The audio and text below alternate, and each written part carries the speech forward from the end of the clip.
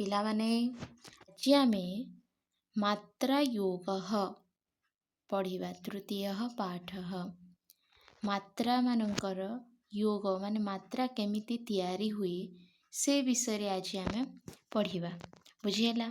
ଏଇଥିରେ ଆକାର ଯୋଗଃ ମାନେ ଆକାର ମାତ୍ରା କେମିତି ତିଆରି ହେଇଛି, କେମିତି ନିର୍ମାଣ ହେଲା ଆକାରର ତା ବିଷୟରେ ଜାଣିବା। ଦେଖ ଏଇଥିରେ କ'ଣ ଦେଇଛି ପିଲାମାନେ? କ ଅଛି ତାର ତଳେ ହଲନ୍ତ ଅଛି। ବୁଝିହେଲା? ତାପରେ କ ଯୋଗ ଆ ଏଇଠି ଅଛି। ଆର ଚିହ୍ନ କ'ଣ? ଜଷ୍ଟ ଗୋଟେ ଏମିତି ବାଡ଼ି ଦେଲେ ଆର ଚିହ୍ନ ହେଉଛି। ତ ଏଇ କରେ ହଲନ୍ତ ଆଉ ଆର ଯୋଗ ହେଲେ କ'ଣ ହୁଏ? ଏଇ କା ହୁଏ। ବୁଝିହେଲା? ଠିକ୍ ସେହିପରି ଖ ଯୋଗ ଆ କ'ଣ ହେଇଯିବ? ଖା। ବୁଝିହେଲା? ଗ ଯୋଗ ଆ କ'ଣ ହେବ? ଗା। ସେମିତି ଘ ଛରୁ ପୁରା ହ ପର୍ଯ୍ୟନ୍ତ ସେମିତି ଲେଖିବ। ଚ ହଲନ୍ତ ପ୍ଲସ୍ ଆ ଚା। ଛ ହଲନ୍ତ ଦେବ ପ୍ଲସ୍ ଆ ଛା। ବୁଝିପାରିଲ? ଏମିତି ଆକାରର ଯୋଗ ହେଇଛି। ତ ଆକାରର କିଛି ଶବ୍ଦ ଏଇଠିରେ ଦେଇଛି, ଦେଖିବା। କା କହ କ'ଣ ଅଛି? କା କହ ମାନେ କାଉ। ପାଦହ ପା କେମିତି ହେଲା? ପ ହଲନ୍ତ ପ ପ୍ଲସ୍ ଆ ପା ହେଲା ପାଦହ ମାନେ ପାଦ, ଚରଣ ଯାହାକୁ କହୁଛୁ। ପତାକା ତ କେମିତି ହେଇଛି? ତ ହଲନ୍ତ ପ୍ଲସ୍ ଆ ତା କ ହଲନ୍ତ ପ୍ଲସ୍ ଆ କା ପତାକା। ମାଳା ବୁଝିହେଲା? ତାପରେ ସେମିତି ଆକାର ମାତ୍ରା ସରିଲା। ତାପରେ ଇକାର ବି ଠିକ୍ ସେହିପରି। ବୁଝିପାରିଲ? ଆମେ ଆଗ କ୍ଲାସ୍ରେ ପଢ଼ିଥିଲେ, କ'ଣ ପଢ଼ିଥିଲେ? ଆର ଚିହ୍ନ କେଉଁଟା? ବାଡ଼ି। ଇର ଚିହ୍ନ ଏଇଠିରେ ଦେଇଛି, ଦେଖ। ଇର ଚିହ୍ନ କ'ଣ ଅଛି? ଏମିତି କରିକି ଇର ଚିହ୍ନ ଏଇଠି ଅଛି। ତ ଇ ଚିହ୍ନ ମାନେ ତମେ ମନେ ଯଦି ରଖିଥିବ ତାହେଲେ ଆରାମରେ ମାତ୍ରା ତମେ ଲେଖିପାରିବ। ବୁଝିହେଲା? କ ହଲନ୍ତ ଇ ଇଜ୍ ଇକ୍ୱାଲ୍ ଟୁ କି। ବୁଝିହେଲା? ସେମିତି ଏଇଠିରେ ଆମେ ଲେଖିପାରିବା ଖ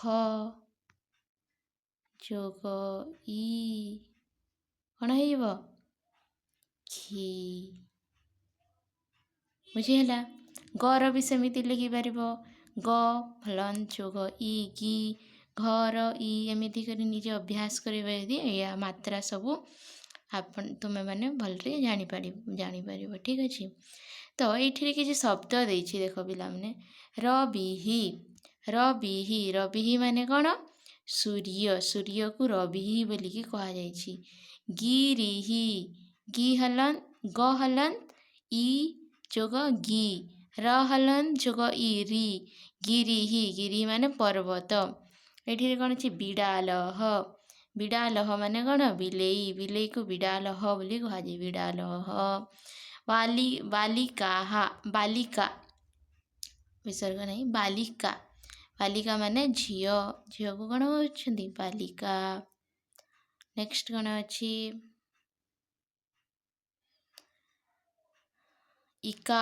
ଦୀର୍ଘ ଇକାର ଯୋଗ। ଦୀର୍ଘ ଇକାରର ତାର ଅପୋଜିଟ୍ ଦୀର୍ଘ ଇକାର। ବୁଝିହେଲା?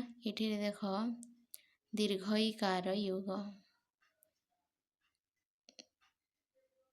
ଦୀର୍ଘ ଇକାର ତ କ ଆଉ ଦୀର୍ଘ ଇ କି। ସେମିତି ଆମେ ଚ ଲେଖିବା ଏବେ। ହେଲା? ଚ ହଲନ୍ତ ଇ କ'ଣ ହେଇଯିବ? ଚି। ବୁଝିହେଲା। ଛର ଇ ଛି ଏମିତି ଏଠିରେ ହବ। ବୁଝିହେଲା। ତାପରେ ଏଠିରେ କିଛି ଶବ୍ଦ ଦେଇଛି, ଆମେ ଦେଖିବା। ନଦୀ, ଦ ହଲନ୍ତ ଇ ଦି, ନଦୀ। ନଦୀ, ନଦୀ ମାନେ କ'ଣ? ନଦୀ। ଓଡ଼ିଆରେ ବି ନଦୀ ବୋଲି ଆମେ କହିଥାଉ, ନଦୀ। ତାପରେ ହେଲା କଦଳୀ, କଦଳୀ କଦଳୀ ଓଡ଼ିଆରେ ବି ଅଛି ନା ପିଲାମାନେ, କଦଳୀ। ଶଶୀ, ଶଶୀ ମାନେ ହେଲା ଜହ୍ନ, ଜହ୍ନକୁ ଶଶୀ ବୋଲିକି କୁହାଯାଉଛି। ବୀଣା, ବୀଣା ବି ଓଡ଼ିଆର ଶବ୍ଦ ହିଁ, ମାନେ ସଂସ୍କୃତ ଆଉ ଓଡ଼ିଆ ପୁରା ସହଜ ହେଲା, କିଛି ବି ଡିଫିକଲ୍ଟ ନାହିଁ। ବୁଝିପାରିଲ। ନେକ୍ସଟ କ'ଣ ଅଛି? ଉକାର ୟୋଗ। ଉକାର, କ ଉ କ ପ୍ଲସ୍ ଉ କୁ। ଏଇଠିରେ ଦେଇଛି ତମକୁ, ଦେଖ ତ, ଆମେ ଏଇଠିରେ ଲେଖିବା ତ ହଲନ୍ତ ଉ ତୁ। ଠିକ୍ ସେହିପରି ଥ ପ୍ଲସ୍ ଉ ଥୁ। ବୁଝିପାରିଲ। ତାପରେ କିଛି ଶବ୍ଦ ଏଠିରେ ଦେଇଛି, ଦେଖିବା କ'ଣ କ'ଣ ଦେଇଛି। ଶିଶୁ, ଶିଶୁହୁ, ଛୋଟ ପିଲାକୁ କ'ଣ କୁହାଯାଏ? ଶିଶୁହୁ। ମୁଖମ୍, ମୁଖ ମାନେ ହେଲା ମୁହଁ। ତରୁହୁ, ତରୁହୁ ମାନେ ବୃକ୍ଷ, ଗଛକୁ ତରୁହୁ ବୋଲି କୁହାଯାଏ। ଶୁନକଃ, ଶୁନକଃ ମାନେ ହେଲା କୁକୁରକୁ ଶୁନକଃ ବୋଲି କୁହାଯାଏ। ନେକ୍ସଟ କ'ଣ ଅଛି? ଦୀର୍ଘ ଉକାର ୟୋଗ। ଦୀର୍ଘ ଉକାର, ଦୀର୍ଘ ଉକାର ୟୋଗ କେମିତି ହେଇଛି? କ ଆଉ ଦୀର୍ଘ କୁ ଦେଇଛି ଏଠିରେ ହେଲା, କୁ ହେଇଛି। ପ ଦେଖିବା ଆମେ କେମିତି ଲେଖା ହେଇଛି। ପ ଯୋଗ ଦୀର୍ଘ ଉ, କ'ଣ ହେଲା? ପୁ। ଫ ଯୋଗ ଦୀର୍ଘ ଉ, ଫୁ। ବୁଝିପାରିଲ। ଶବ୍ଦ କ'ଣ ଦେଇଛି? ମୂଷିକଃ, ମୂଷିକଃ ମାନେ ମୂଷା, ମୂଷାକୁ କ'ଣ କୁହାଯାଏ? ମୂଷିକଃ। ବଧୂହୁ, ବଧୂହୁ, ବଧୂ ନୂଆ ବୋହୂ ଯୋଉ, ତାକୁ ବଧୂହୁ ବୋଲି କୁହାଯାଏ। ତାପରେ ମୟୂରଃ, ମୟୂରଃ। କୂପଃ, ଜଳକୂପ, କୂପଃ। ତାପରେ ରିକାର ୟୋଗ, ରିକାର, କ୍ରୁ, କ୍ରୁ ପଢ଼ିଥିବ ତ, ରୁକାର କେମିତି ହେଇଛି ଏଠିରେ? ରୁକାର ୟୋଗ, କ ଆଉ କ୍ରୁ ଗୋଟେ ଦେଇଛି। ତାପରେ ଗ, ଗ ହଲନ୍ତ ରି ଇକ୍ୱାଲ୍ ଟୁ ଦୃ, ଘ ଯୋଗ ଋ, କ'ଣ ହେଇଯିବ? ଘୃ। ବୁଝିହେଲା। ତ କିଛି ଶବ୍ଦ ଏଠିରେ ଦେଇଛି। ମୃଗଃ, ମୃଗଃ, ମୃଗଃ, ମୃଗଃ ମାନେ ମୃଗ, ହରିଣ। ବୃକଃ, ହେଟା ବାଘ, ବୃକଃ। ବୃଷଭଃ, ବୃଷଭ ଦେଖିଥିବ। କୃଷକଃ, କୃଷକଃ, କୃଷକଃ ମାନେ କୃଷି ଚାଷ କାମ କରେ, କୃଷକଃ। ତାପରେ ଏକାର ୟୋଗଃ, ଏକାର ମାତ୍ରା, ଏକାର ୟୋଗ। କ ଏ କେ। ବୁଝିଲା। ତ ରେ ଲେ ଦେଇଛି, ର ଦେଖିବା, ଦେଖ ର ୟୋଗ ଏ, ରେ ଲ ୟୋଗ ଏ, ଲେ। ବୁଝିହେଲା। ତ କିଛି ଶବ୍ଦ ଅଛି। ଭେକଃ, ଭେକଃ, ଭେକଃ ମାନେ କ'ଣ? ଭେକ ମାନେ ହେଲା ବେଙ୍ଗକୁ ଭେକଃ ବୋଲି କୁହାଯାଇଛି।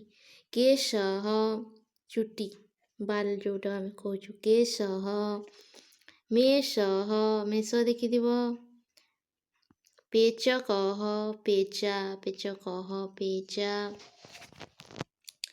बुझेला। नेक्स्ट कौन अच्छी ऐकार योग ऐकार करे ऐ मिसिले कई हेछि तो आमे एठिरे आमे प्रैक्टिस करिबा देखिबा आमे कौन लिखिबा ग योग ऐ गई प योग ऐ पई बुझेला। तो कैरवम एठी कौन देछि कैरवम कैरवम माने कई फूल शैलः पर्वत माने कौन पत्थर रो शैलः सैनिकः सैनिकः देश रक्षा करुछंती सैनिक माने सैनिकः बुझेला। तापरे ओकार योग ओकार मात्रा क ओ को ग ओ गो देखो क एठिरे दे देछि क ओ को ग ओ गो घो पो वो भो मो सो शो बुझेला। एठिरे कोकिलः कोइली को कोकिलः बोली कहा जाए कोइली को कौन कहा जाए कोकिलः पोतः जहाज पोतः गोधः गोध देखिथिब गोधः गोधा सॉरी गोधा बुझेला। गोलकम ग्लोब को कौन कहा गोलकम गोल होता है से गोलकम बुझीगला। तापरे ओकार योग ओकार मात्रा रे कौन अच्छी क आउ ओ मिसिकी कौ हेछि ग ओ मिसिकी गौ पौ मौ सौ शौ हौ बुझीगला। तो नौका एठी कौन अच्छी नौका माने डंगा को नौका कहा जायछि सौध बिल्डिंग घर जो अच्छी सेटा को कोठा घर को कौन कहा जाए सौध बोली कहा जाए। सौर जगत जानिछ सौर जगत ग्रह माने जो अच्छी सौर जगत बुझेला। नेक्स्ट ओकार पर कौन अच्छी अनुस्वार अनुस्वार मात्रा पढ़ी थी बही रे तुम वर्णबोध बही रे अनुस्वार क अनुस्वार कम देखो एटा को कौन कह म रो उच्चारण कह क आ रे अनुस्वार हे गले कौन है कम सेहीपरी ख लिखिले ख हलंत ओम कौन है गला खम ग अनुस्वार लिखिले और अनुस्वार देले गम बुझी पारिल। तो आम यह को कौन पढ़िबा हंस को हंस बंसी हंस हंस आम ओडिया रे हंस बोली पढ़ू संस्कृत रे हंस बंसी ओडिया रे पढ़ू संस्कृत रे कौन पढ़िबा बंसी बंशी ओके। सिंह ओडिया रे आम कौन पढ़ु सिंह सिंह बोली पढ़ुछु या संस्कृत रे कौन पढ़िबा सिंह सिंह शंख शंख बुझेला। तापरे विसर्ग विसर्ग रे केमिति लिखिबा क आ विसर्ग एठी रे कह बोली दे देछि आमे लिखिबा ख प्लस अह ख